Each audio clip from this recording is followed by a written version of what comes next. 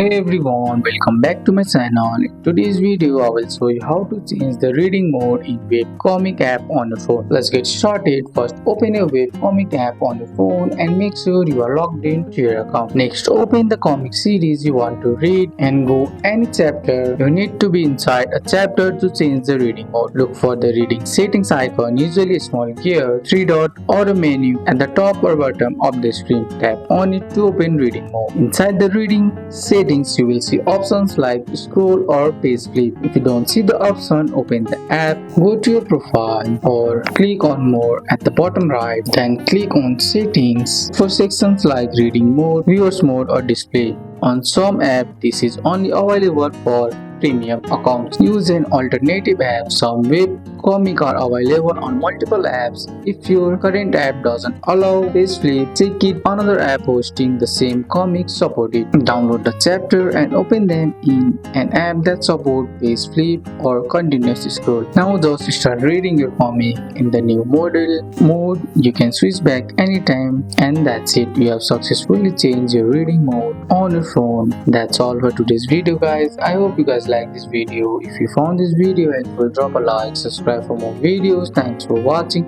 See you in the next one.